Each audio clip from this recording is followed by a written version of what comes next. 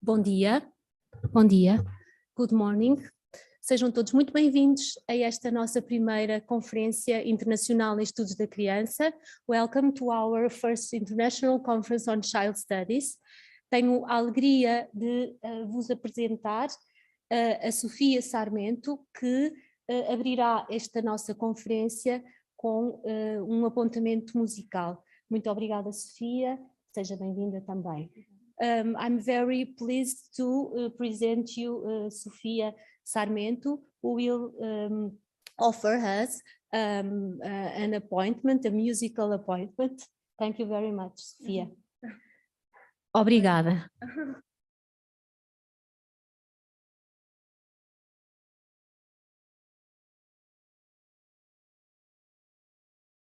To say thank you for the Research Center on Child Studies for the invitation to be here.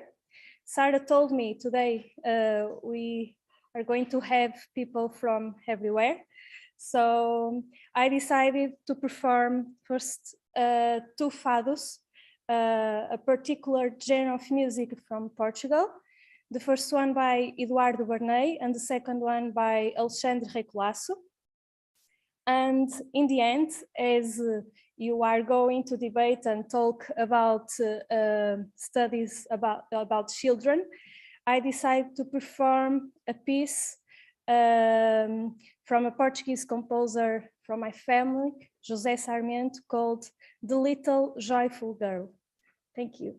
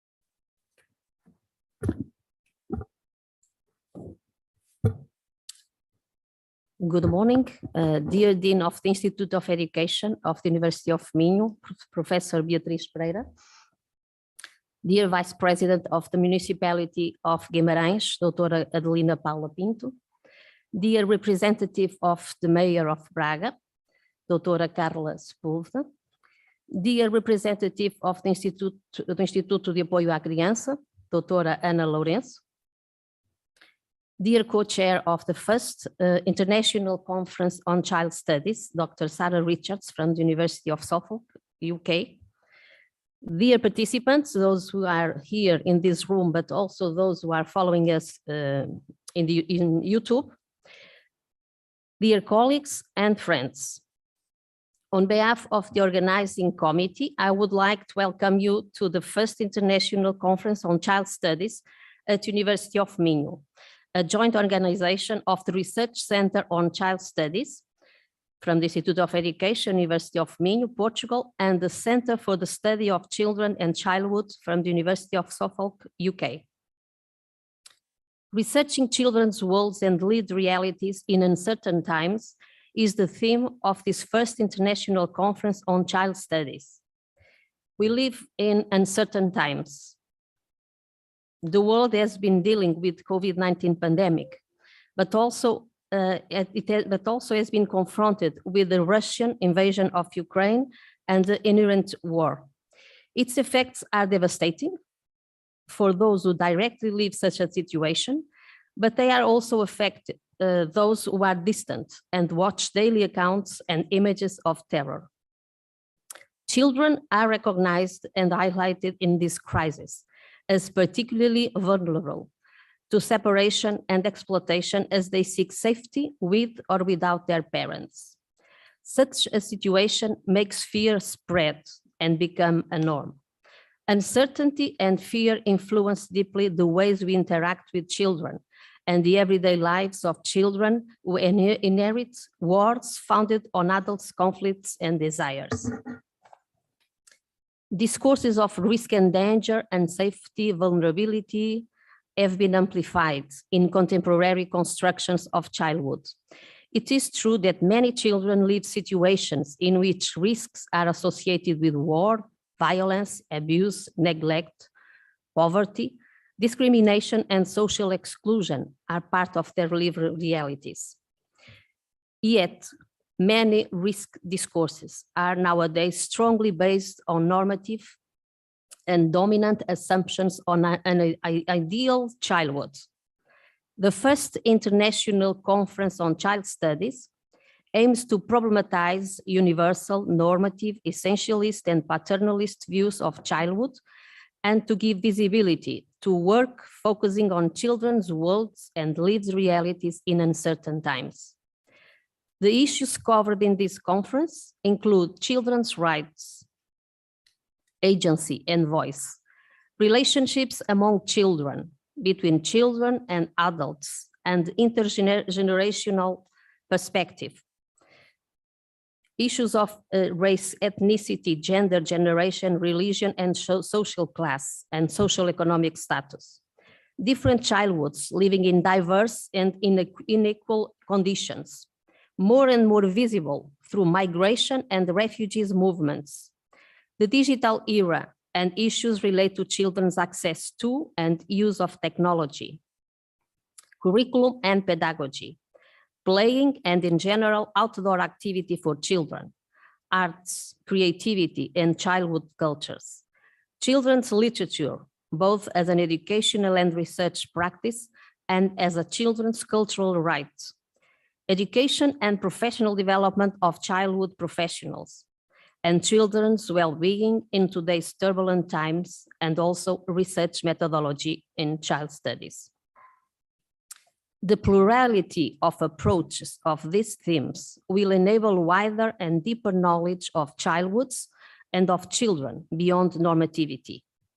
Contrary to various hegemonic economic, political, and mediatic agendas, among others, which tend to standardize and essentialize childhoods and difference in children's lives, scientific research can play a role in illuminating both the plural and singular particularities and universalisms of children's shifting worlds. This conference includes a range of presentations from international scholars who are concerned with these issues and who offer different lenses through which child studies may be understood and challenged. The conference participants come from various countries in Europe and beyond, namely Brazil, Denmark, UK, Italy, Spain, Portugal, Iran, Norway, Luxembourg, Republic of North Macedonia, USA, and Pakistan. Contributions include symposia, paper presentations, and posters, and illustrate the diversity and the relevance of child studies internationally as they examine global issues, but also specific dimensions that point to the need to further explore child studies in the light of current challenges. So I encourage you to work collaboratively and to participate in the various dimensions of the conference. Your perspectives in the discussions, meetings, and activities throughout the conference are appreciated. Another key dimension of this conference is the launching of a new journal, which is going to be published by the Research Center on Child Studies. The launching will happen tomorrow, and the journal is Child Studies, which we found it's important to expand and provide greater visibility to child studies internationally.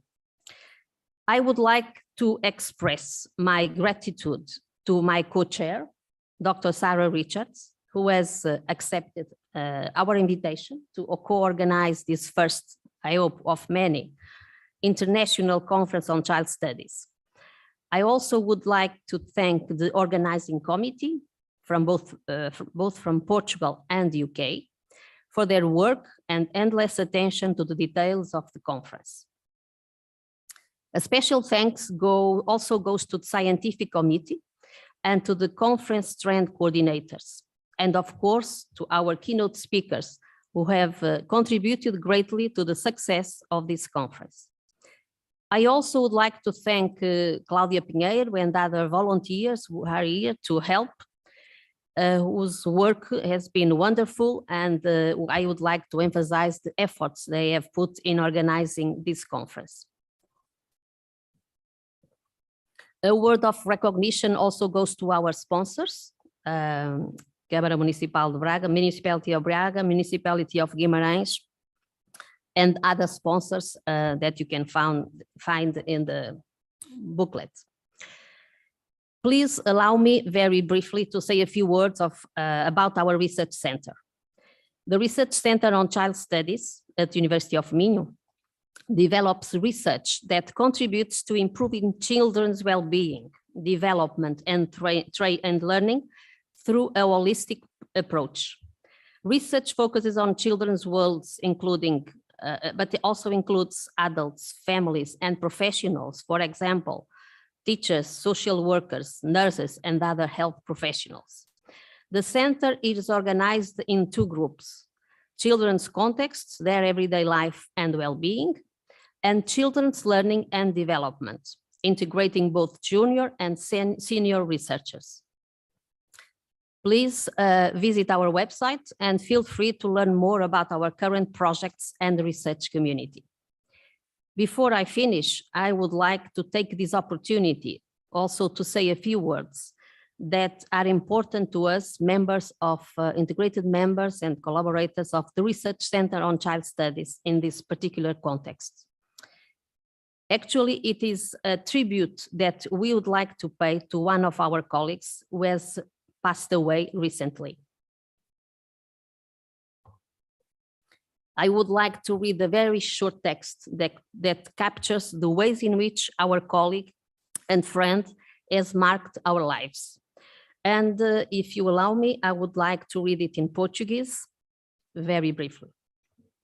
Trata-se de texto redigido pelas nossas colegas Cristina Parente e Sara Reis da Silva. Há cerca de 3 meses, os estudos da criança perderam uma investigadora dedicada. uma amadora no sentido camuniano da infância. A partida extemporânea da professora Fátima Vieira deixou-nos a todos mais sozinhos.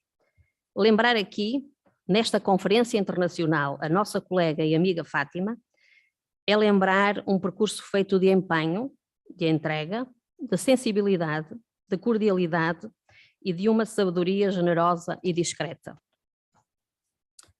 Todos os que tiveram o privilégio de estar perto da Fátima se tornaram inegavelmente mais humanos. Que o digam os colegas e amigos, os seus alunos, todas as crianças que consigo riram e brincaram. Obrigada, Fátima, pelo legado que nos deixaste na formação e na supervisão de educadores, um trabalho que renova e garante gerações de crianças e pessoas do amanhã numa roda viva infinita. Obrigada pelo teu compromisso com as crianças e com a infância. Onde quer que estejas neste momento, Fátima, estarás certamente muito feliz com este nosso encontro científico.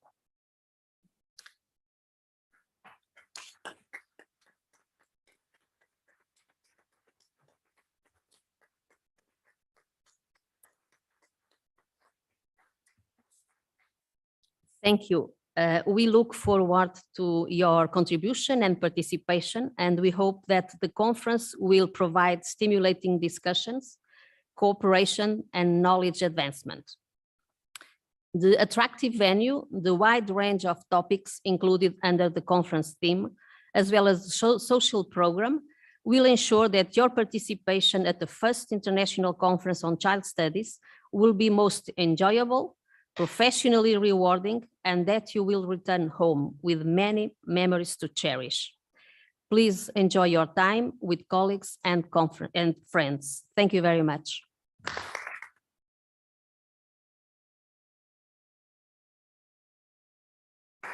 And now I would like to give the floor to Dr. Sarah Richards to say a few words.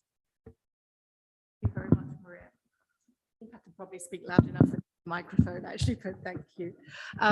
Thank you very much for this. It's so exciting to be here and to see you all here. I always get a buzz when I see a room full of childhood scholars ready to talk about childhood. It's a wonderful, anticipating feeling that we're going to enjoy the next few days. Thank you very much for Maria and the organizing team who've worked absolutely tirelessly to produce the venue and the organization and the materials, which are beautiful. The images on the canvas bags are lovely. And I'd also like to say thank you very much for inviting us from Suffolk to join you with this and to collaborate with us. We put on a conference in the summer and we're privileged to have many of your colleagues present at our conference in July. So it's wonderful to be here and to enjoy this conference. And just like to say, the University of Suffolk has a very long tradition of teaching childhood studies. We were the first educational institution to have graduates of childhood studies in the world, actually, and it's grown tremendously. And I think childhood studies remains as important to study then as it is now as it was then. And I think it's really important that we continue the conversations to understand childhood and make sure we draw children into the conversations in as many ways as possible. And the importance of research and research with children is vital for our understandings of the lived experiences of the construct that we situate children in. And so the opportunity to hear ongoing and dynamic research that you're going to present today and collaborate with scholars who are equally passionate about the study of childhood is an absolute privilege to be here. So I hope you enjoy the event as much as I'm going to. And yeah, I think we look forward to further collaborations with your institution, and it's very nice to find another institution that has the same philosophy about the importance and the significance of childhood studies that we have. So thank you.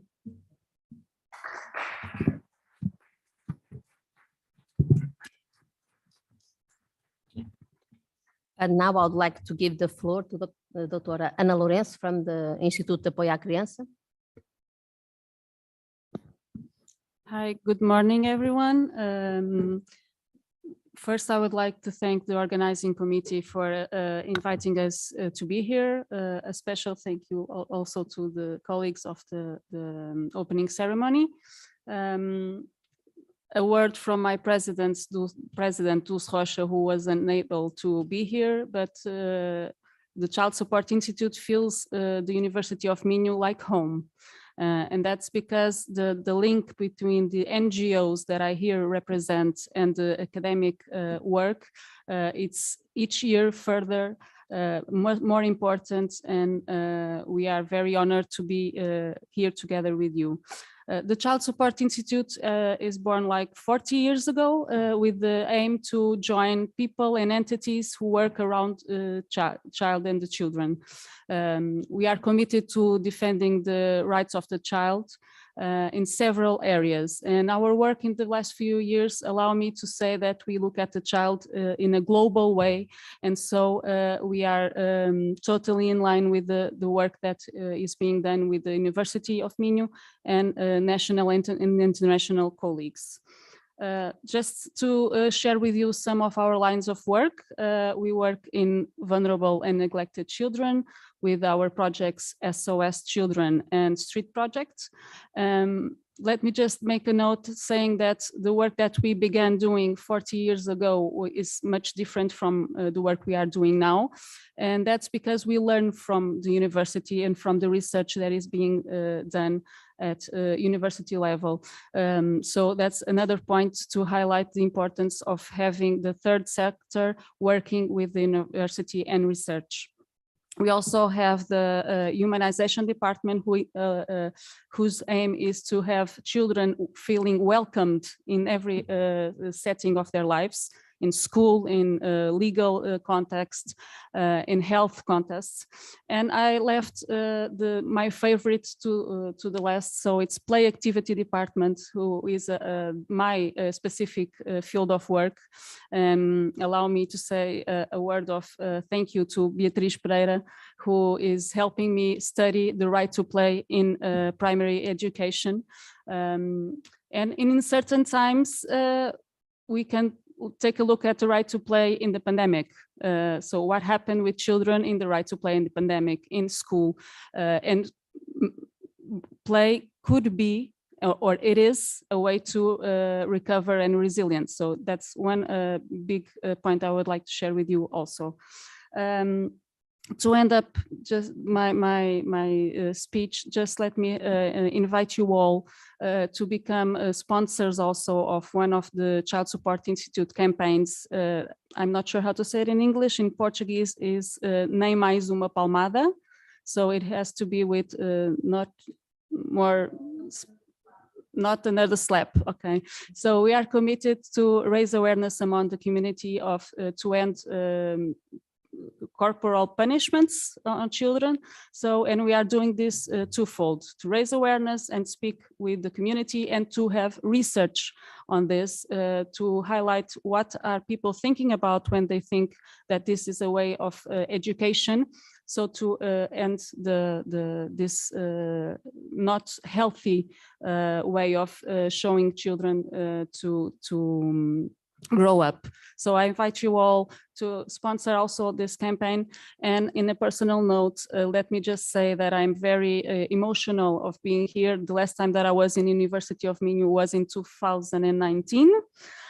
So this feels like a way back home, and I'm very glad to be part of the first Child Studies Conference and to learn from you, and also share the work that the Child Support Institute has been making all these years. So thank you.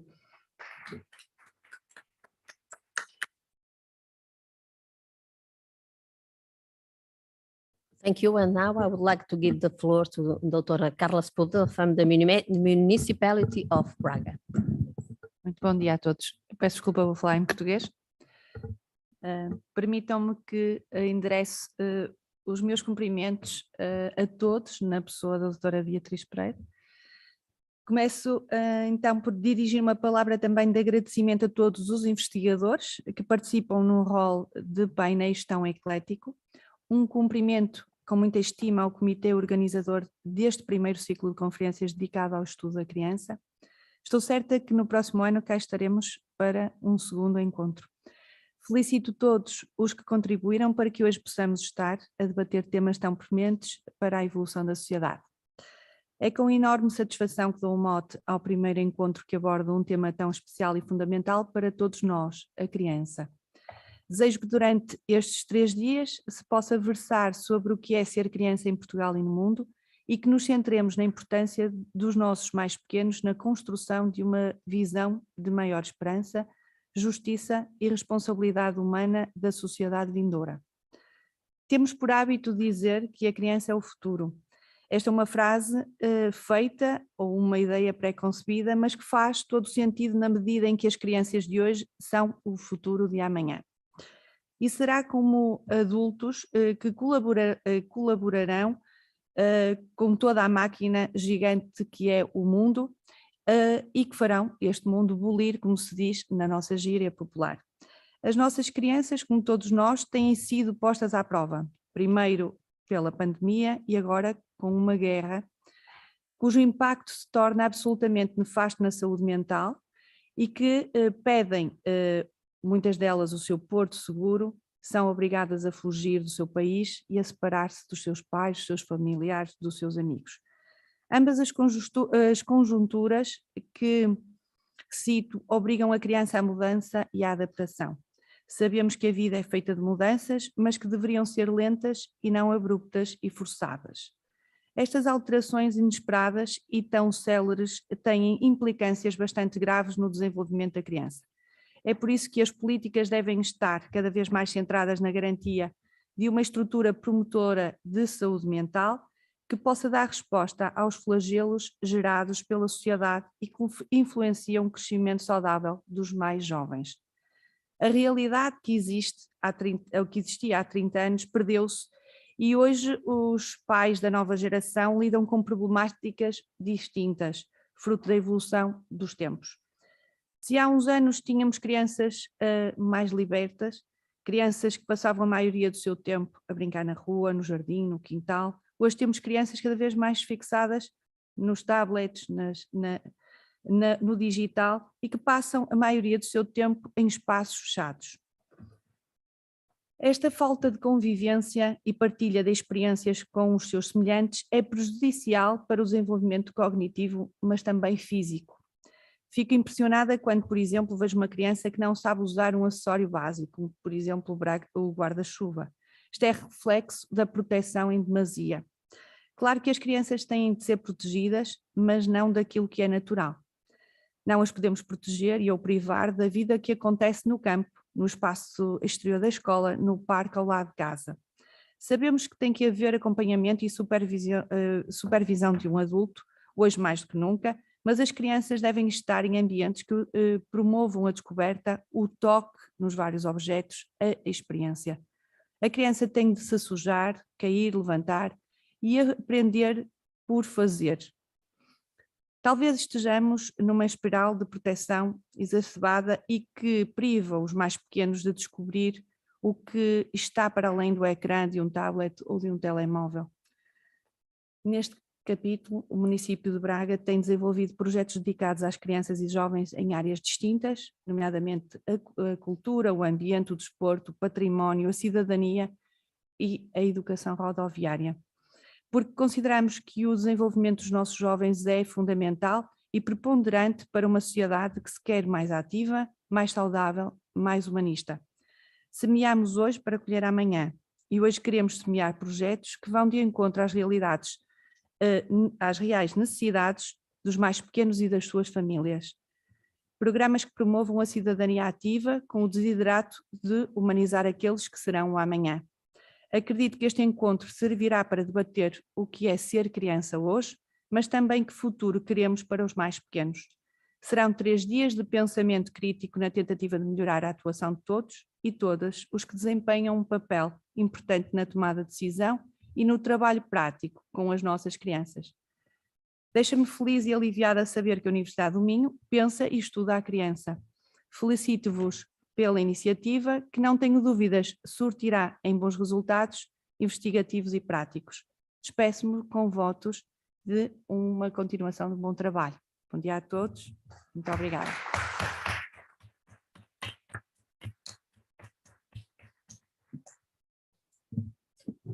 Thank you. So now I would like to give the floor to Dr. Adelina Paula.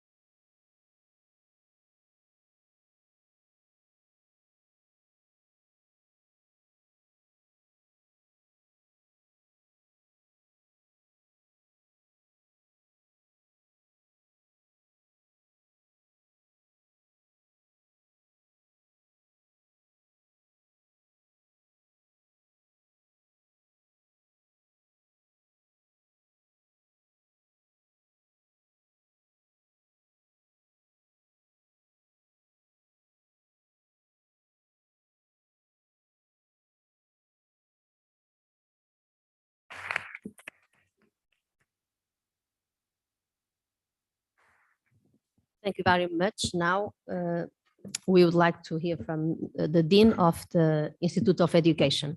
Thank you very much.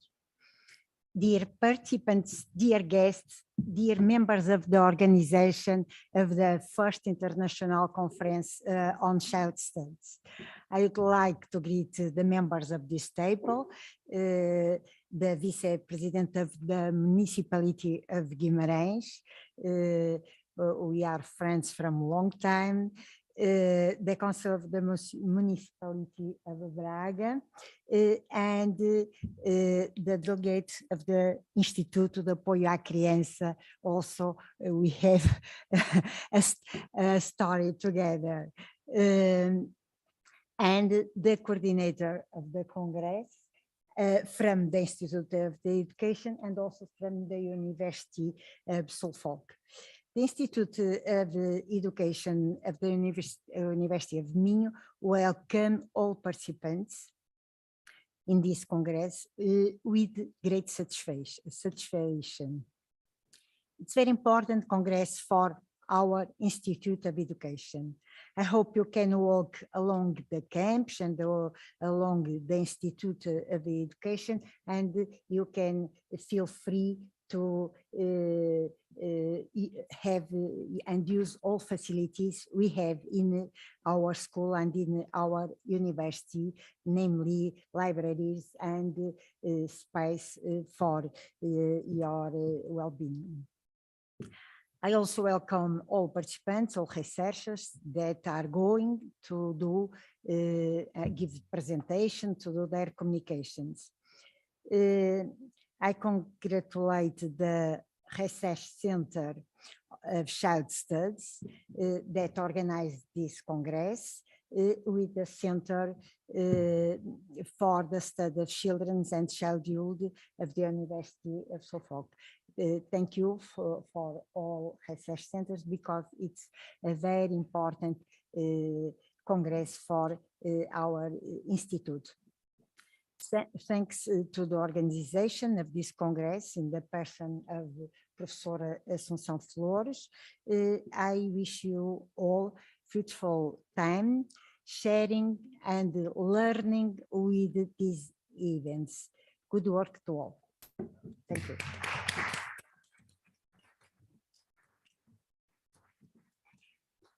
Thank you very much, Professor Beatriz Pereira. I just would like to give some practical information. So I would like just to remind that the main sessions will be here in this main auditorium. So the two keynote speakers, the two keynote addresses will take place here, and also the final panel tomorrow at 12:30. Most of the rooms to the parallel sessions are located here in this building and in this floor. There will be both volunteers willing to help. You will identify them with they are wearing the white t-shirt. So they will help you to find your way. Coffee breaks also will take place if you go outside on the right hand side.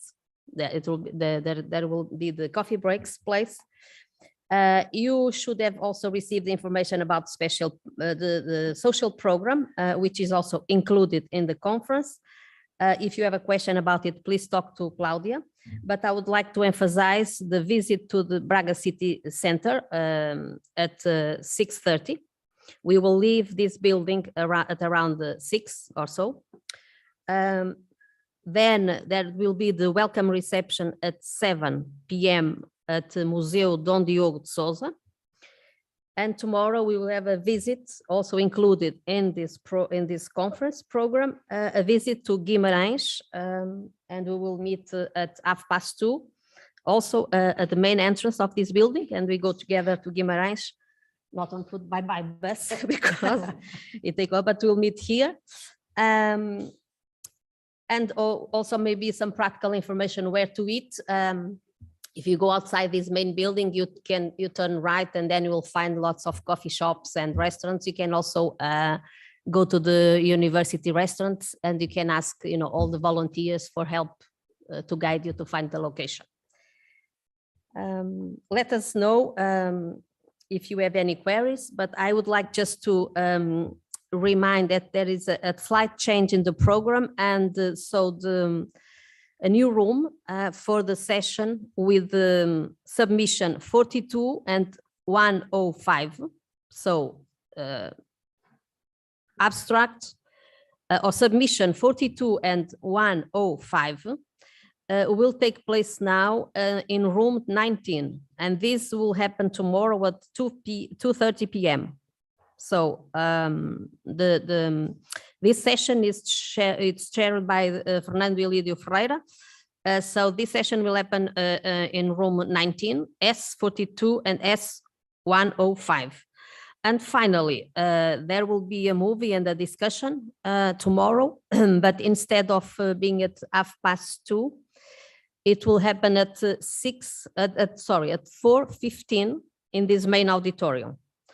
Those of you who are going to Guimarães, we will meet and we go to Guimarães because this session will be in Portuguese, and there will be also colleagues that will be in Brazil and will join virtually to this session. I think that's it. If you have any queries we can answer them. And so again, thank you very much. Enjoy the rest of the conference. And now we'll have the first keynote address. Thank you very much.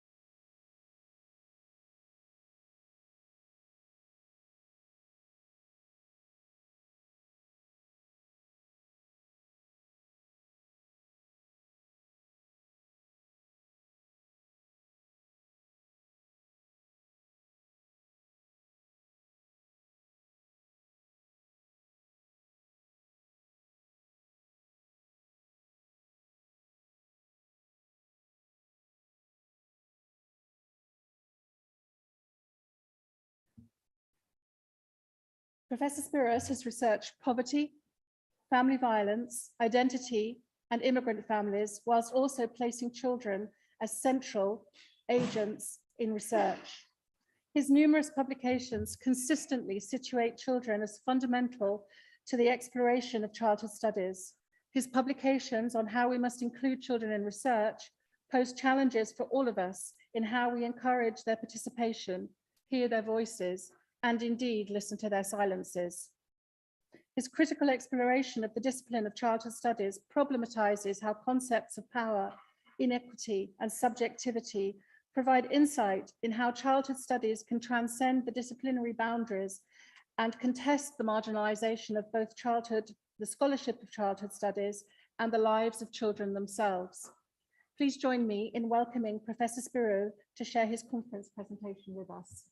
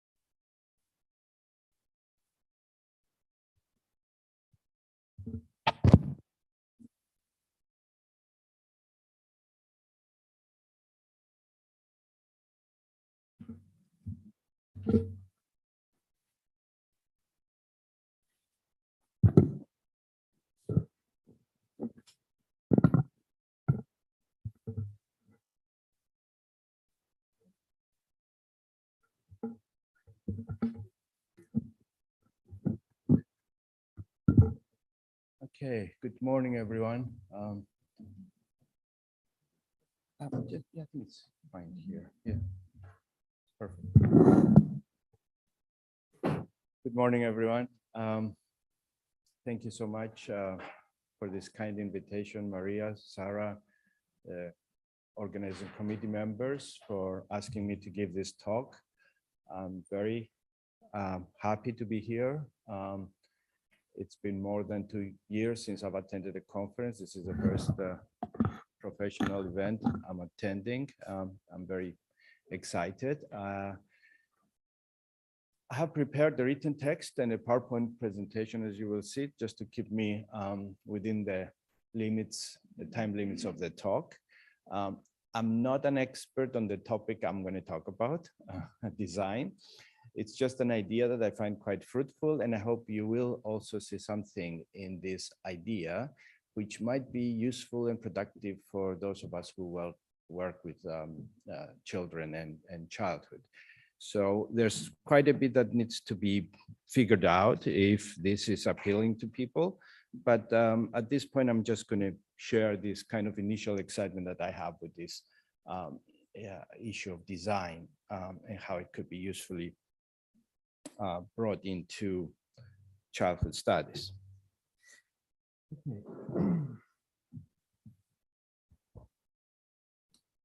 Is it better? Okay.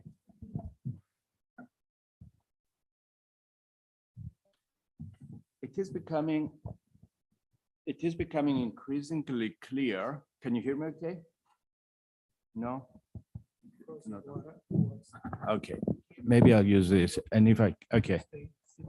Okay. It is becoming increasingly clear that life is not sustainable on this planet unless we make some changes.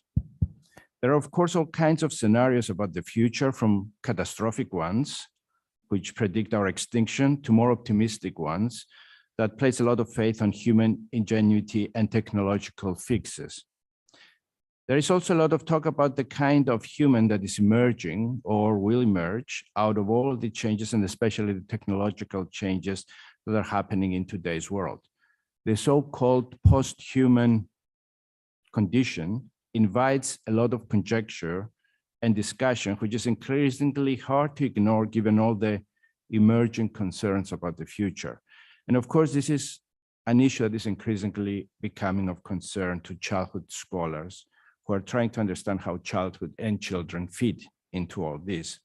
So on the one hand, we're trying to understand what the current condition of childhood is, and we devote a lot of our time and effort in doing this, understanding children and childhood in the present.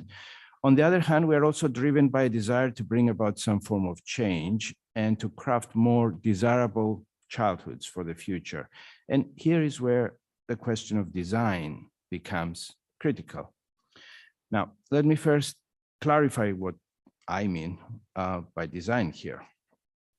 Of course, when we think of design, we may think of style and aesthetics, or perhaps a creative way of handling a problem, designing a solution that addresses this or that problem, or we may think about the sketch or plan for a product, a piece of architecture or art, and we might even think of the designers behind these designs.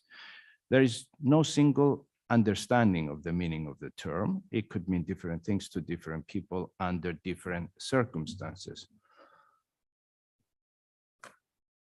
For the purposes of this presentation, at least, and because this is the initial point of my thinking, I consider design in its more generic use, which pinpoints to a plan of sorts, which is expected to have a future outcome that we wish for.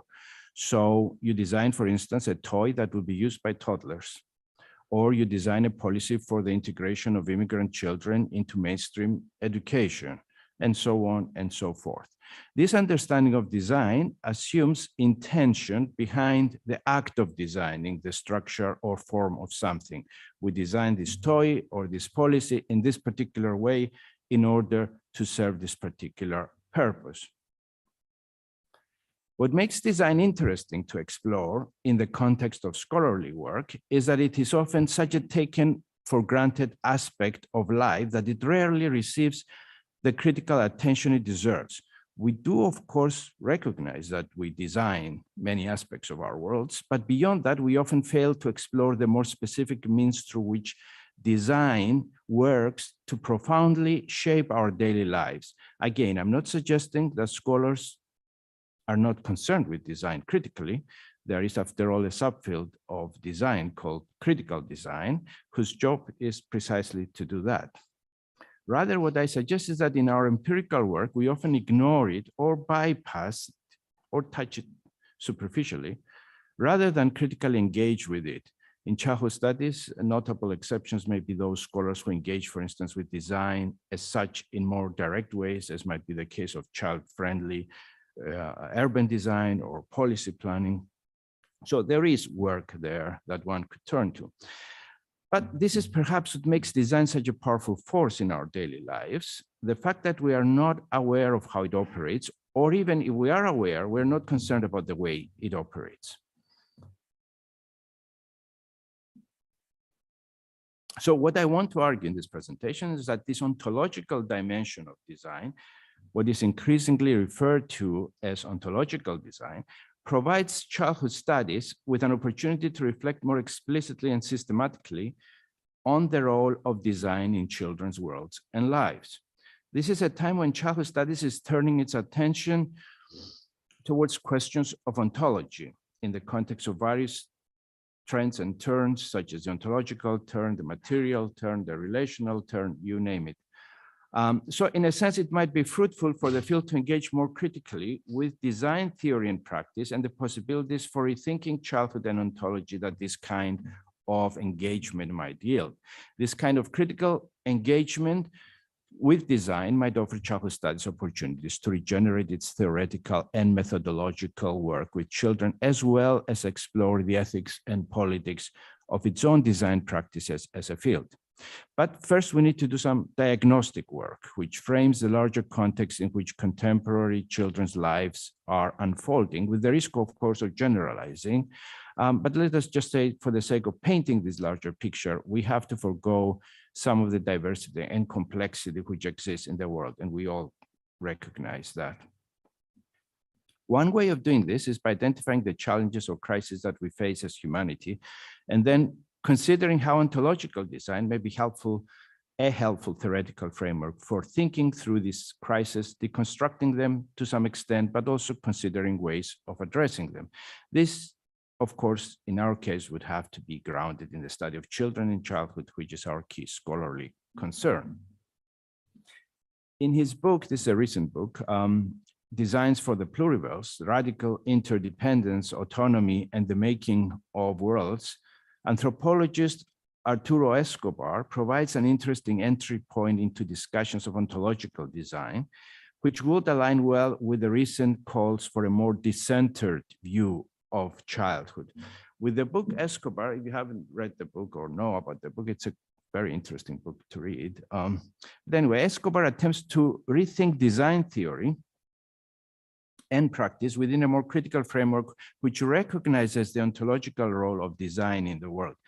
The significance of Escobar's argument lies not just in terms of exposing design's negative role in the world, but also in attempting to decolonize it and illustrate its capacity for making the world otherwise. Escobar's starting point is that we are undergoing a civilizational crisis, which is fundamentally an outcome of the ontologies of separation between diverse groups of humans, ethnic groups, racial groups, and so on, humans and non-humans, mind and body, reason and emotion, etc., on which the modern world is built, these binaries. According to Escobar, these ontologies of separation have caused tremendous devastation to life on Earth, resulting also in an ecological crisis, which threatens the very existence of life on Earth. Design, he argues, has played a crucial role in creating this crisis and a world which is unsustainable in all respects. In that sense, the civilizational crisis we're undergoing calls for a civilizational transition. For Escobar, this transition needs to be based on the notion of the pluriverse. The pluriversal, which means many worlds, essentially, is one where many worlds fit, a world which recognizes the fundamental relationality and interdependence of all life and counteracts existing ontologies of separation, the ones we've talked about earlier, exploitation, devastation, inequality, and so on, while simultaneously allowing for a possibility of repair and healing. It is from within this basic understanding of the contemporary world that Escobar sees the central role of design in a civilizational transition. So he argues, a critical engagement with ontological design illuminates the ways through which diverse communities from around the world seek to undo the crisis and engage in world-making practices which allow for different ways of being and living in a pluriversal world. If this sounds a bit abstract at this point, I hope, as I proceed, it will become a little more concrete. So here I would like to focus a bit more on ontological design. It's a fancy word, but the essence of it is key here. So I would like to say a little bit more about ontological design to draw out its major contributions as a theoretical framework for understanding the manifestations of design. So what is it that makes design ontological? At a very fundamental level, we may say that it is a capacity of design to realize diverse realities and to construct human subjectivity in particular ways that makes it ontological. To illustrate this coupling of design and ontology, design theorist Anne-Marie Willis provides a preliminary definition of ontological designing as, and I put the code up on this PowerPoint, a way of characterizing the relation between human beings and life worlds. She goes on to posit three claims made by the theory of ontological designing, which further illustrate its potential. that second quote there, that design is something far more pervasive and profound than is generally recognized by designers, cultural theorists, philosophers, or laypersons, that designing is fundamental to being human. We design, that is to say, we deliberate, plan, and scheme in ways which prefigure our actions and makings. In turn, and this is the important point here, we are designed by our designing and by that which we have designed, i.e. through our interactions with the structure and material specificities of our environments. That this adds up to a double movement. We design our world while our world acts back on us and designs us. Escobar offers an equally incisive commentary on how we create worlds through design, which in turn shape our very ways of living. That's the last quote. Design, he says, is ontological in that all design-led objects, tools, and even services bring about particular ways of being, knowing, and doing. In a relatively recent book, I haven't finished reading the book, but it's very interesting, called The Design of Childhood, How the Material World Shapes Independent Kids, Alexandra Lane, an architecture and design critic, provides an account of design for children, which raises interesting questions about the effects of design on children's lives.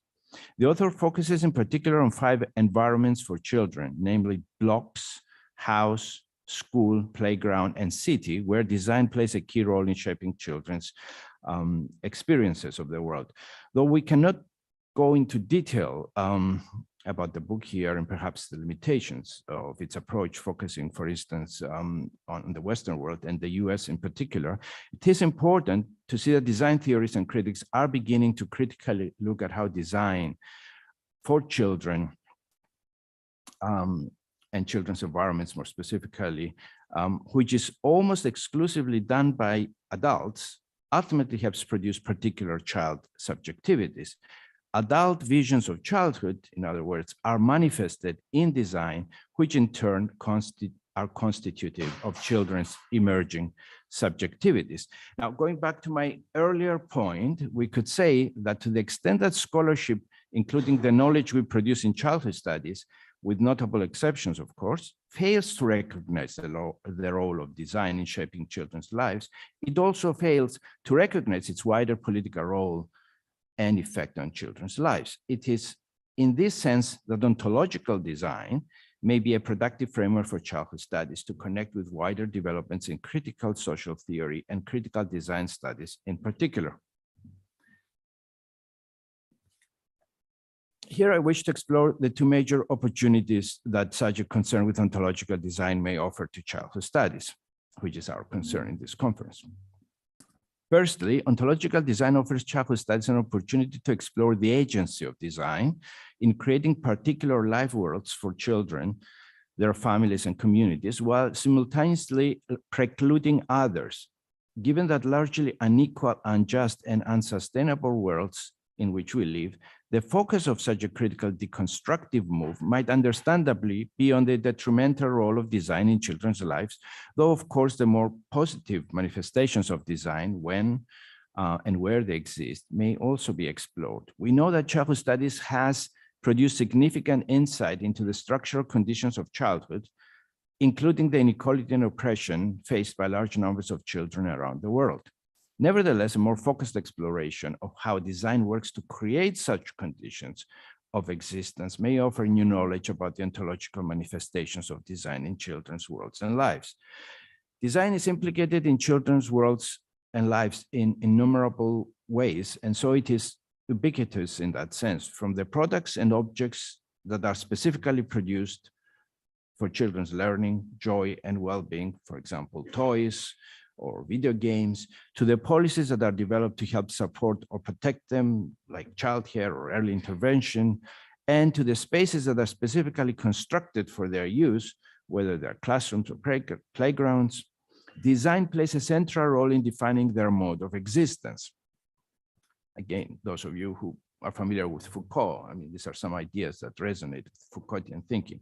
For example, designing an educational system which guides children through a particular grade structure that corresponds to age is not an inconsequential organizational arrangement which simply reflects children's development, but a design with corresponding ontological effects which define children as particular kinds of human subjects whose experiences of education are circumscribed in very particular ways: who they mingle with, what they learn or not learn, how they learn, in short, how they experience their education and schooling. And this is an institute of education, so it has particular relevance to your scope of work, is largely shaped by that particular educational design. Of course, the design is not determining, nor is it overpowering, but it is nevertheless there to provide an overall framework and logic for experiencing the world.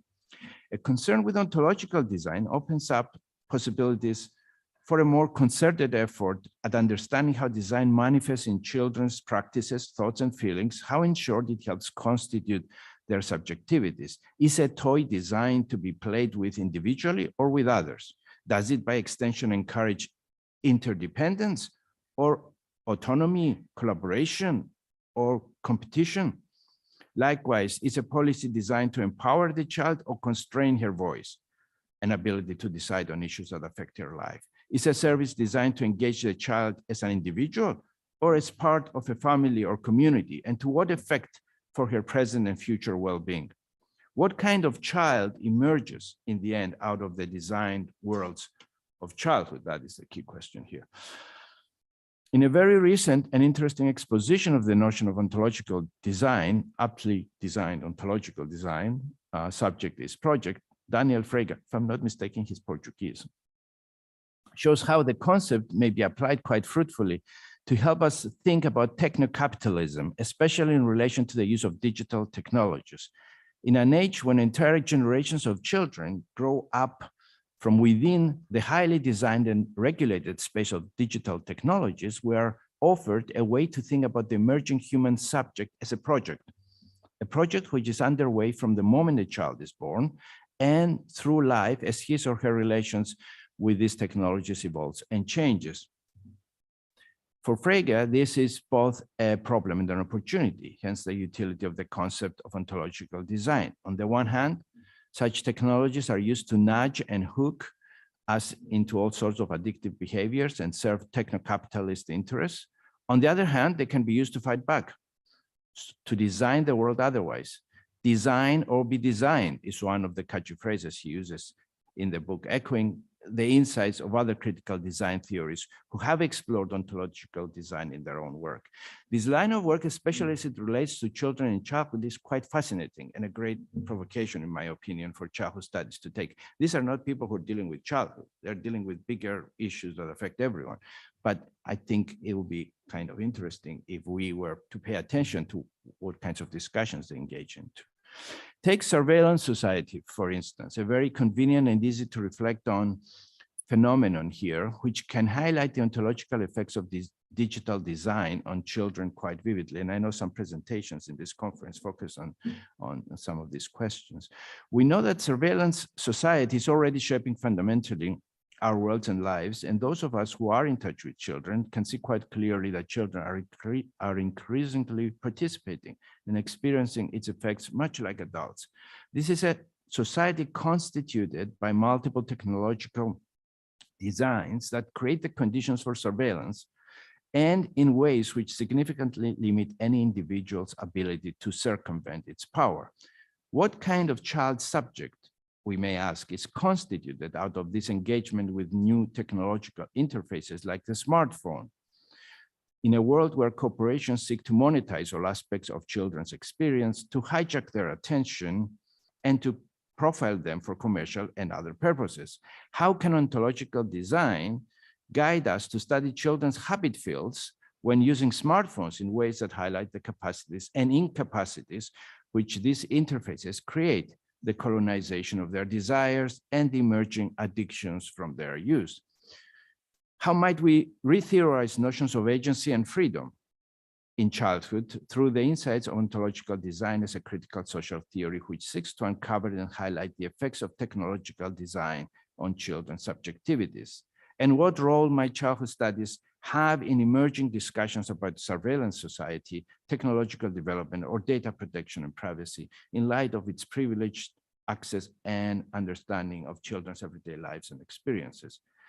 The largely neoliberal world in which most children, especially in the global north, grow up today is designed to realize particular ontologies of being, which are built on separation, distinction, and competition. In other words, ways of being which are not only conducive to individualistic ways of doing, thinking, and feeling that disconnect children from their worlds, but also ways of being which contribute to building an unsustainable future which threatens all forms of life on Earth through the designing of lifestyles which depend on continuous consumption, extractive practices, and the destruction of the environment. This is the role that much design plays in what Tony Fry calls defuturing, or the negation of world futures, I'm quoting him here, for us and many of our knowing non-human others. A critical childhood studies may find it productive to undertake this task of elucidating the defuturing effects of design through the empirical study of design in children's everyday lives. This might be a first and necessary step towards understanding the multiple crises brought about by design, many of which disproportionately affect children, before moving on to explore alternatives. Design may, of course, enable and constrain children's lives in particular ways, but this is not to argue that design has a determining role in children's lives. This should be clear to those of us who are working in childhood studies after more than 30 years of studying children's agency and documenting and recording their ability to craft their own social lives. Nevertheless, it would be naive to ignore the powerful role of design in its multiple and omnipresent manifestations in what Willis calls embedding of intention. This is what design does, or directing itself towards, which enhances particular modes of being through the colonizations of children's habit fields. By colonization of children's habit fields, I mean that it makes you do things. You know, you have a smartphone and it makes you do things which you may or may not want to do, but you receive the notifications, you have the apps, and that creates a particular way of behaving over which you might not have much control. As a more general point of departure, we can then say that by designing children's worlds in particular ways, children's experiences of the world are shaped accordingly and cannot be understood outside the logic of these designed worlds. In that sense, it is the agency of design to design children's subjectivities, which is at stake here. Though the critical study of design and its effects on children is not entirely missing from childhood studies, I want to be clear about that. It is also fair to say that its ontological manifestations have not been a central concern so far. To do this, it would require more direct and critical engagement with design as such, which might prove fertile ground for a field which has explored children's agency to a great extent, but is still struggling to place its understanding of agency within the larger constraints of a world which is underpinned by design. Just to illustrate what I mean here, we could ask, and I put some questions up there, when, how, and to what extent does children's participation in the designed environments of childhood reproduce or bypass or discard the very designs that structure their worlds? How are these structures that create their daily lived realities enabled by design in the first place? These might be questions that focus our attention on the ordinary everyday worlds of children that could reveal a great deal more once design is taken seriously and studied systematically and critically.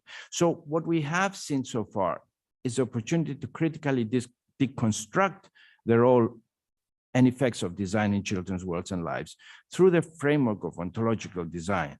As I have argued in this presentation, this remains a major challenge for childhood studies, provided it recognizes it as such. If other people see this and follow up on this, then it might become an interesting area. The second opportunity afforded to us by ontological design is that of critically engaging with the potential of design to re-ontologize the world and to help us rethink how it may manifest different worlds and ways of being for children, their families, and communities. This may be done through a focus on the products and services children use and consume, the policies set up to direct their lives, or the discourses that frame our understanding of childhood, to name just a few. Undoubtedly, this is a much more demanding task compared to the deconstructive critique, which seeks to disclose design's ontological effects on children in childhood that I have outlined so far. However, it constitutes an important challenge for the field, or at least it's more critical and transformative branch, and its implicit, if not always explicit, efforts at facilitating the creation of better, more just and sustainable worlds for children. This is in the realm of what we sometimes call critical childhood studies. It is important to clarify here that this is by no means an argument towards the social engineering of life, but rather an argument for understanding the power of design and how it can be enlisted in ways that help individuals and communities better meet their ontological needs. Given that design is largely responsible for constituting our mode of being in the world, in its affirmative capacity, it gives us some degree of control over deciding how to design our lives and worlds, rather than give others full power and control over this process. Childhood studies' slow but clearly emerging interest in questions of ontology, relational ontologies being one of these areas, interdependence and intergenerationality, some of you are dealing with these issues, as well as the timescape of the future, suggests that the field seeks to contribute to the production of critical knowledge, which nurtures a politics of hope. This opportunity to explore the life-affirming and sustaining potential of design might be particularly timely today when there are calls for design justice, with marginalized communities exploring ways to challenge structural inequalities and to bring about justice through the explicit use of design. What is design justice? This is a quote from Constanza Chalk, the author of a recently published book with that title, Design Justice, where he defines design justice as a framework for analysis of how design distributes benefits and burdens between various groups of people. Design justice focuses explicitly on the ways that design reproduces and or challenges the matrix of domination, white supremacy, heteropatriarchy, capitalism, ableism, settler colonialism, and other forms of structural inequality. Design justice is also a a growing community of practice that aims to ensure a more equitable distribution of design's benefits and burdens, meaningful participation in design decisions, and recognition of community-based, indigenous, and diasporic design traditions, knowledge, and practices. In her book, Invisible Women, some of you might know this book, Exploring Data Bias in a World Designed for Men, Caroline Criado Perez provides numerous and fascinating examples of what we might call design injustice. I don't think she uses the term, but I'm using it here. In one of these examples, she shows how in the the book is full of examples. It's fascinating, but this one implicates children, so I thought I'll share it with you. So in the 1990s, she describes how local officials in Vienna tackled the design bias or design injustice, if you prefer that term, that led to girls decreasing participation in parks and public playgrounds. When they started collecting data, they found that the problem mainly rested with the single large open spaces of these parks and playgrounds, which girls had to compete for with boys. Because girls chose not to compete for these spaces, they ended up being almost exclusively used by boys. When they redesigned the spaces, subdividing them into smaller areas, girl participation in the parks increased considerably. They did something similar with the park sports facilities. These facilities were often fenced with only one single entrance, which again discouraged girls from using them, as boys often congregated around the entrances. When they redesigned them, they provided more and wider entrances. They opened up more entrances, in other words, while also subdividing the sports courts into smaller areas, including areas for informal gatherings, which girls preferred. Again, this change reversed the trend and increased significantly girls' participation in sports facilities. So this example clearly illustrates how design affects children, in this case, boys and girls, differently. Again, my point or hope, I guess, would be that childhood research would take some of these challenges of the designed world of children and address them critically in ways that offer suggestions for addressing the design injustice built into the worlds that children inhabit. But moving Beyond the question of design justice, childhood studies may also find it productive to turn its attention to children's own struggles for justice, whether these are expressed through their participation in diverse social movements or more community-based initiatives which seek to create the conditions for different modes of existence that are more inclusive, democratic, equal, and sustainable. These ongoing struggles of children, which they sometimes undertake on their own and sometimes alongside adults, offer opportunities for exploring this transformative power of ontological design more systematically. If everybody, and not just experts, designs, as Ezio Manzini, the Italian design academic, has suggested, then children's own efforts at redesigning their worlds may become interesting sites for research inquiry. This might take place, for example, in relation to their everyday development and use of activist language, and the discovery of new practices and ways of relating to one another and their broader environments, or in relation to their more specific plans for redesigning their worlds through acts of care or practices of sharing and commoning. Here, we could offer an empirical example from Jessica Tuft's recent book, some of you might have read this, on the Peruvian movement of working children, where she illustrates how, through their own political struggles and social movement activity, children come to reconstitute age-based roles and to create the possibilities for another mode of being and living in society. Though Tuft does not use the framework of ontological design that I outlined, she shows how children's own practical work are redesigning their relationships with adults through minimizing hierarchies and practicing horizontalism, reconstitutes their subjectivities, their experience of living in the world, and their political participation. In short, that it is possible to plan, design, and operationalize another mode of being a child in the world. In a recent research project on young people's climate action that I was involved with, we also encountered attempts by young people at redefining their relations with one another in ways that are non-hierarchical and more horizontal and constitute a different mode of operating in the world.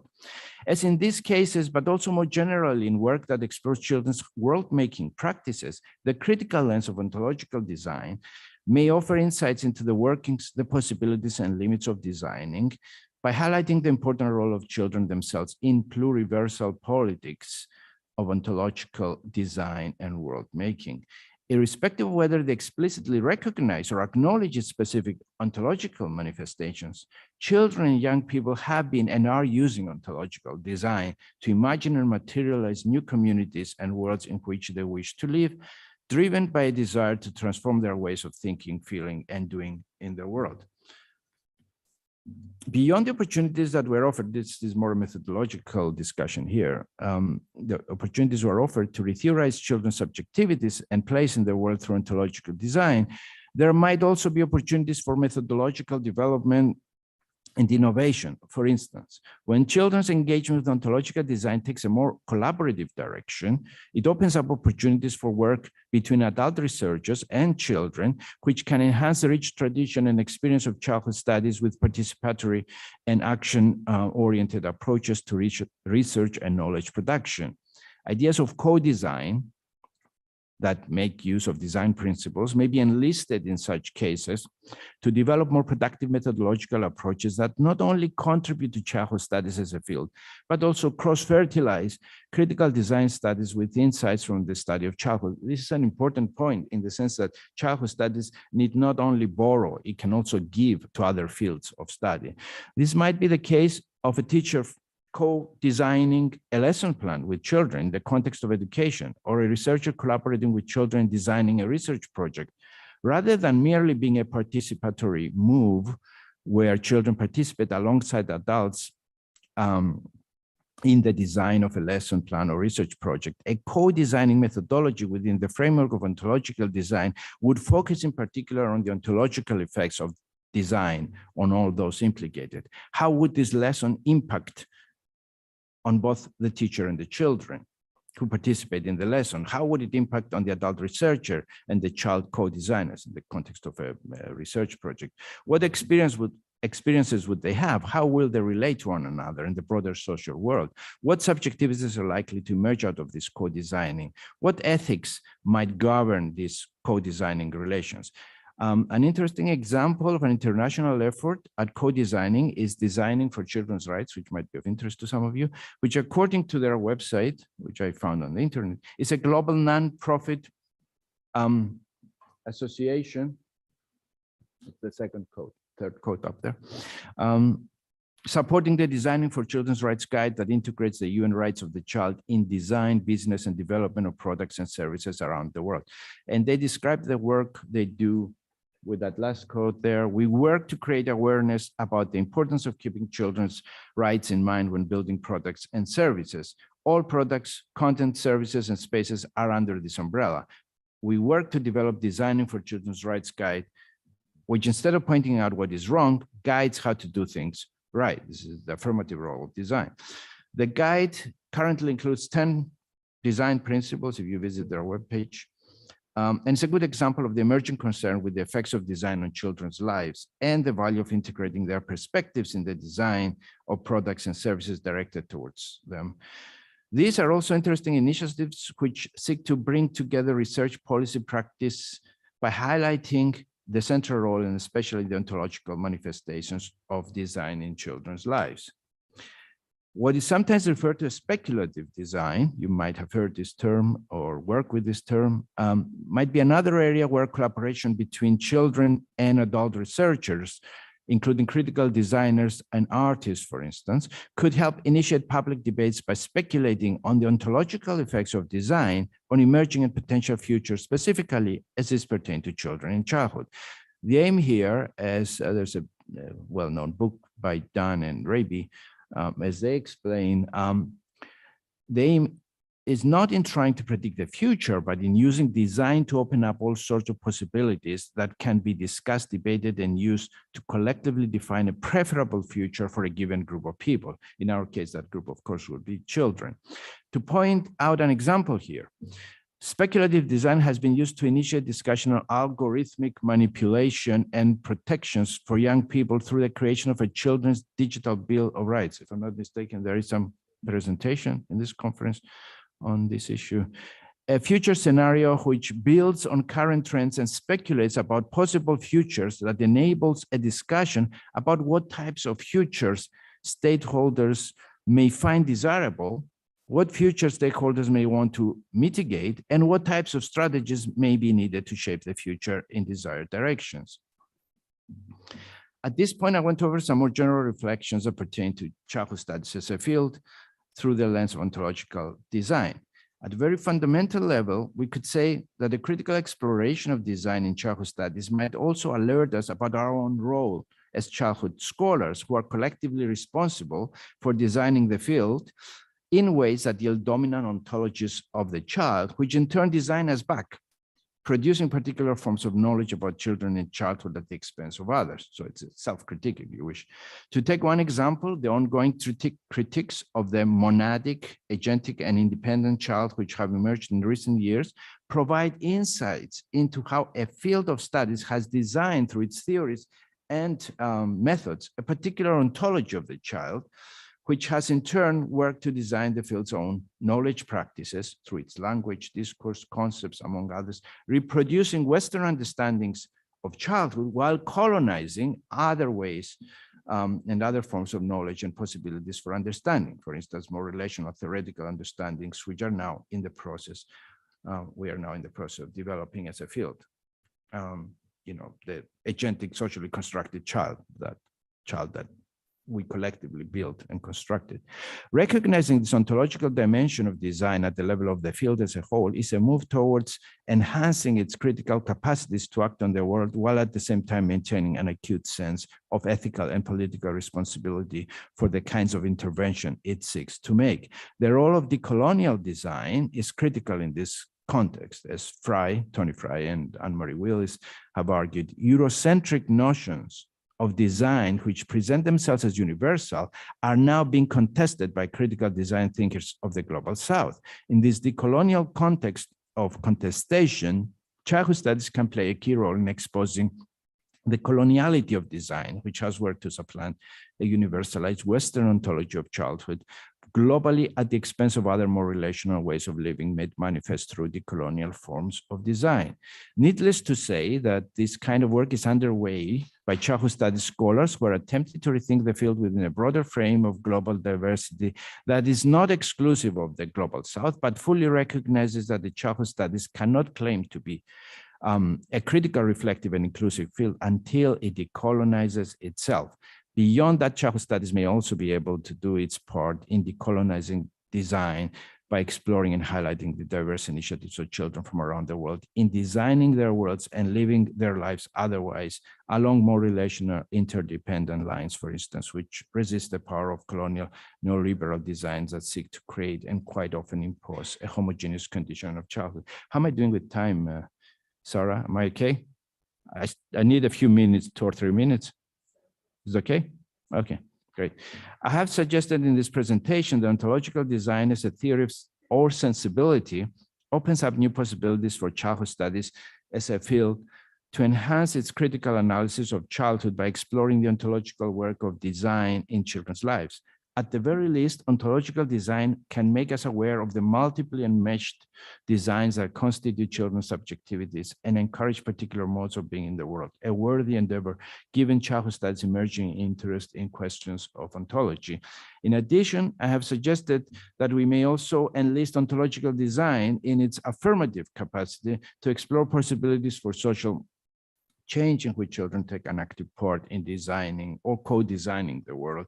This may be done through exploring children's attempts at designing their worlds, but also by collaborating with children in their world-making efforts when such opportunities arise. Despite the fact that childhood studies has neither been naive, again, I emphasize this, nor ignorant, it's not that we're not aware of some of these issues, about the role of design in children's lives. The framework of ontological design brings with it a set of ideas and theoretical tools that might enrich a field like childhood studies, which quite often remains insular in the face of broader developments in critical social theory. If I have a critique about the field, this is a critique that we are kind of an enclosed group. You need to kind of open up to learn and to offer to other fields. Turning to ontological design to re-theorize childhood is intriguing, even if not an entirely novel move, given ongoing work on childhood and design by scholars both within and beyond childhood studies. So to argue for the utility of ontological design for childhood studies is to highlight the ontological manifestations of design on children's lives and to recognize its powerful role in producing their subjectivities. There are multiple dimensions of this issue that we will need to reflect on collectively, and many challenges to consider if we take this provocation seriously. For instance, we will need to more clearly define and delineate what constitutes design in childhood.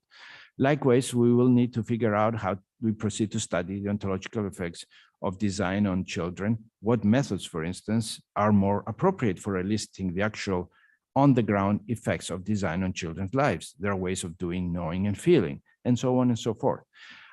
I claim ignorance in relation to most of these questions, as they will have to be worked out gradually through critical conceptual work as well as empirical investigation. My aim with this presentation was quite limited and humble, to simply raise the issue as a productive possibility for childhood studies without making grand claims about it. With this, I would like to thank you for listening, for giving me this opportunity to share these initial thoughts on design with you today. And I will be very happy to hear any comments or thoughts you may have. Thank you.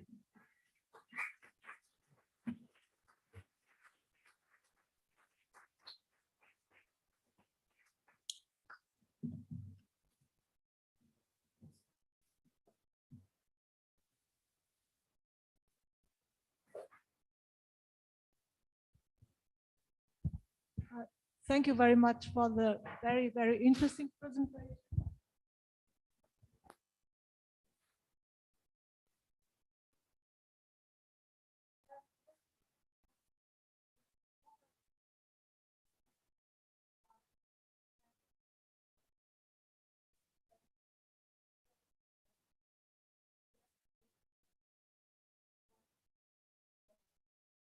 Okay.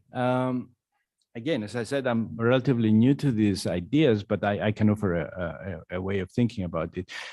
Participatory design has in mind the end user, how to serve a particular goal. Ontological design is particularly concerned about the effects, the ontological effects, the effects on the very lives of those implicated. So it has a bit of a different focus, and it necessitates active participation by many, including the people who are affected, and a consideration of what those effects might be on their lives. So it's not that it's radically different from the way I understand it, because any form of ontological design methodology would have to be participatory. There's no way around that if it's going to be based on people's needs, but it takes that extra step of really reflecting and considering what are the effects of this on the end users. And this requires both the people implicated and perhaps others who have knowledge. For instance, if you're talking about technology, then you need people who have knowledge of technology and how it works and how it might affect people's lives. So we have all this, technology, digital technology today, but nobody asked us about its effects on our lives. We're just confronted with it and we're part of it now. So ontological design would actually ask those critical questions before you proceed to design something. So it takes that more reflective, participatory step, I guess. I would say, yeah, and it takes that the extra step of actually thinking, what might this mean for people's lives?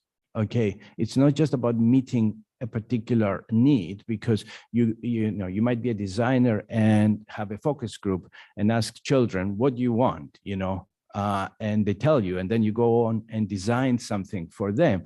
But ontological design, the ontological design framework makes its central focus the effect of these, the potential effects, because you don't always know how it might work in practice. But let's say you're building a toy, how might it be used, and what kinds of values or ways of behaving or relationships might this toy encourage? So you actively think beforehand what this might be. I think that's how I understand it, as a potentially extra step in the process of designing something.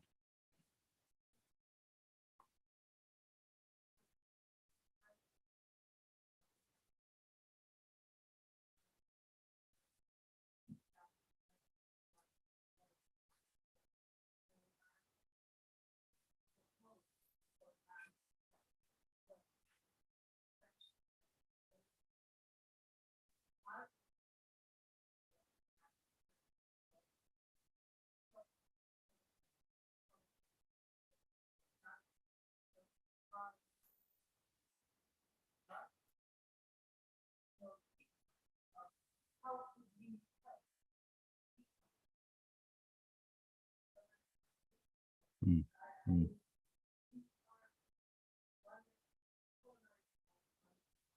Mm, mm.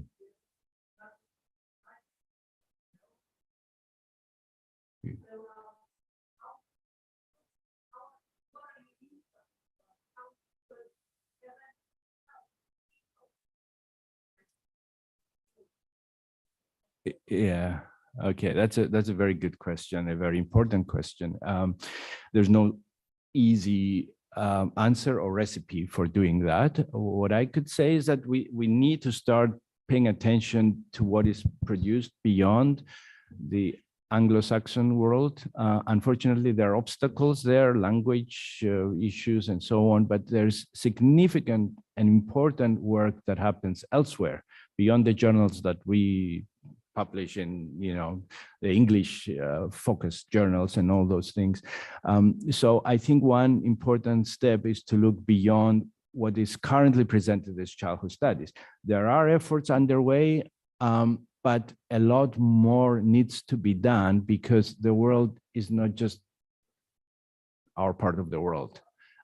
So that would be an initial thing to consider theory building, again, that is beyond the Western focused notion and understanding of childhood.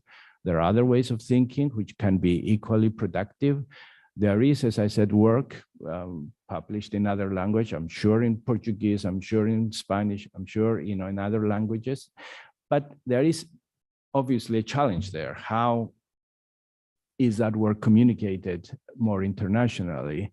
I know that there are people who are actively thinking about, you know, enhancing that. You know, in childhood that I'm involved in a journal, we just published a special issue on Global South theory in children. But again, it's in English. So you see what the limitations are, but we have to find better ways of doing that and certainly decolonize the field. It's also a question of who you cite if you're writing. So read and cite people beyond the obvious ones, because they have important things to say, important work, and you know, we can all learn by just not reproducing the field, but looking beyond it. So, I mean, I'm sure there are many other ways we could do that. Support, you know, scholars from other spaces where, you know, they don't have as much access. I was involved in a mentoring program with African scholars. I mean, it's you know, they're brilliant, but they don't have the access that I might have or you might have to certain things. So supporting these initiatives can help us as well decolonize the field.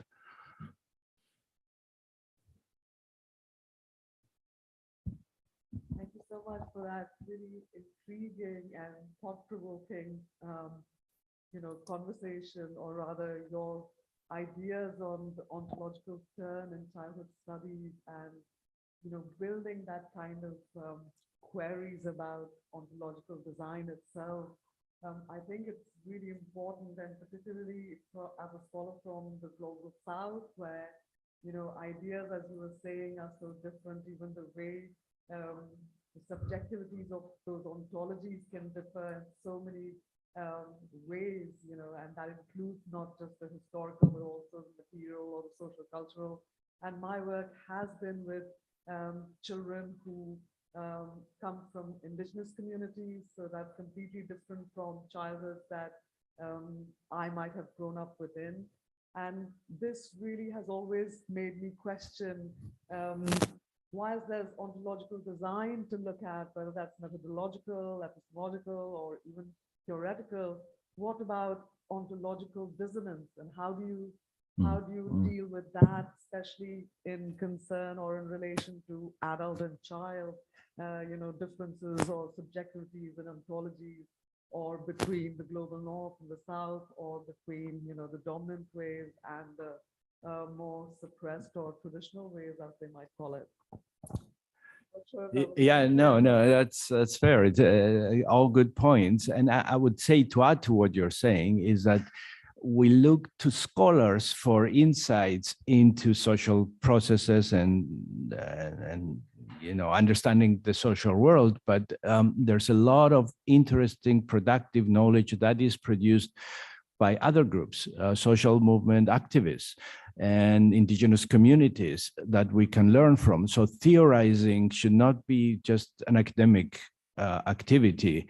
We should look beyond that, and you know, indigenous groups which offer different insights that problematize some of our theoretical understandings are particularly useful. So again, my preference would be that we start moving a little beyond the self-centered, self-focused attempt at reproducing the kinds of knowledge that we have, which, you know, at some point do not serve any purpose. So we need to go beyond, you know, the obvious sources for our insights in understanding children.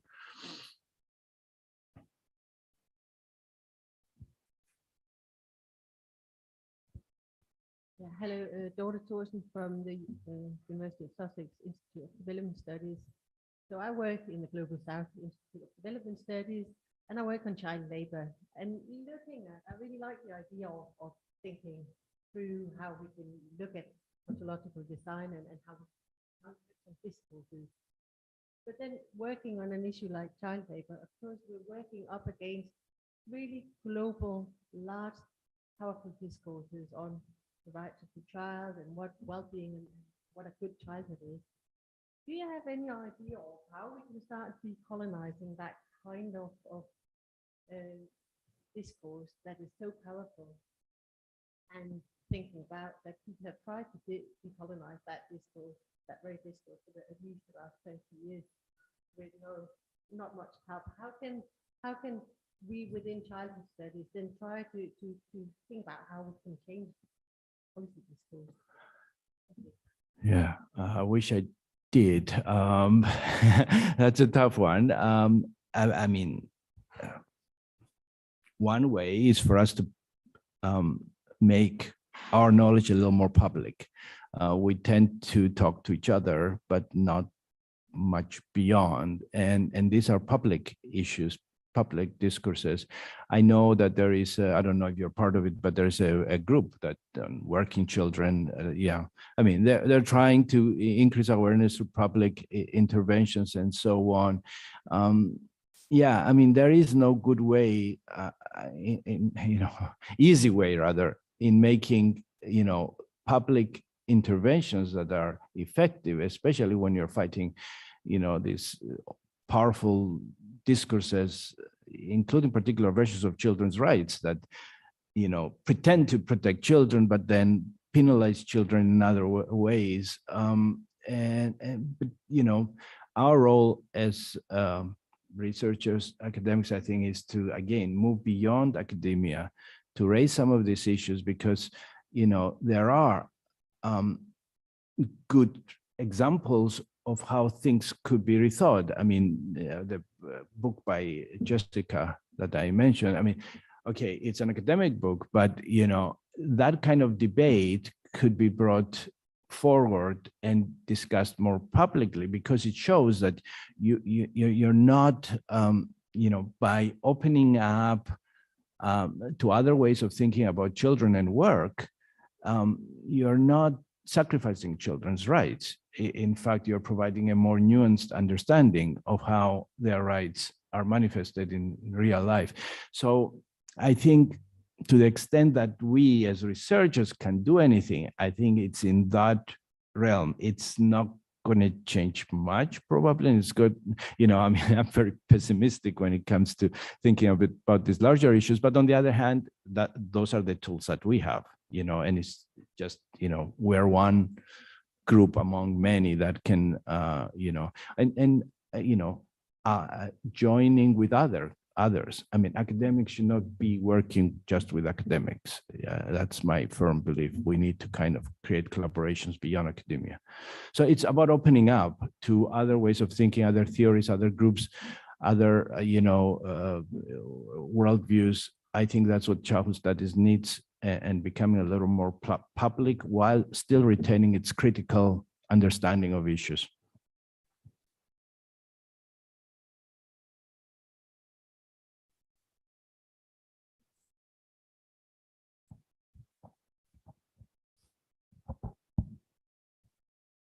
Thank you also for an inspiring talk. Ursina Jäger from the University of Tübingen, Germany. You were at the beginning, I'm way less an expert on that than you, so I might ask something I just didn't get. At the beginning, you were talking about non-human and human designers. And I was asking myself, what does children's lives could be designed by, for instance, climate change, but also the architects, the way their school is built. So what does the focus on design help you on understanding better the different agency of human and non-human actors? Okay, I'm not totally sure I understand. Let me try, and you help me on the way. I mean, how can children's design worlds enhance, for instance, relations between humans and non-humans? Would that be, or no? As far as I understood you, right? You're saying that, for instance, climate or wars can design heavily the life worlds of children, as do humans that intentionally try to design children's lives. Okay. So yeah. What are maybe the ontological differences of human and non-human designers, so to say? Or I was wondering whether there is a Okay. Again, if I understand correctly, I mean, there's agency in the non-human world. I know just, you know, and people have been talking about this in the recent years in the sense that there's intentional interventions that we human beings make, but then there's unintentional, you know, interventions that nature makes. But with the case of climate change, we see that it's kind of an interesting relationship. We mess up the world and then the climate changes and then it hits back, but also with unpredictable consequences, you know, droughts everywhere. And, you know, scientists are talking about tipping points in climate that are bound to come. So there is an interesting relation between the human and the non-human. You know, I mean, our effort as human beings is to design worlds that would be should be more sustainable, so that these relations with the non-humans are productive ones rather than destructive.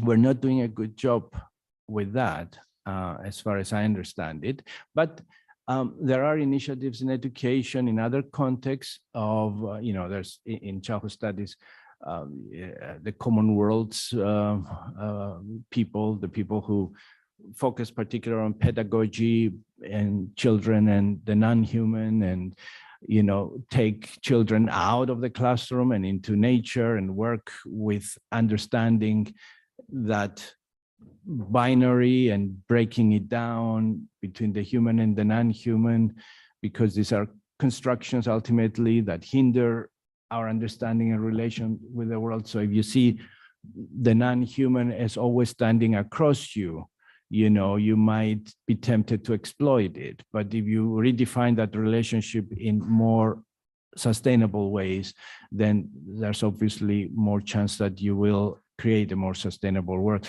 There are initiatives, I think, again, to go back to my earlier point, these need to become more public. They tend to be isolated. There's quite a bit of work in Australia and Canada on these issues, but in mainstream education schools, you don't really hear much about these issues, you know, though theoretically they can redefine what education is in significant ways. So that would be kind of a way to think about this human non-human relationship and the challenges it poses.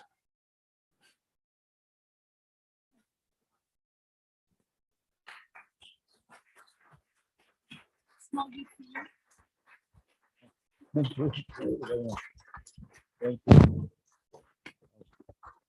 Thank you very much.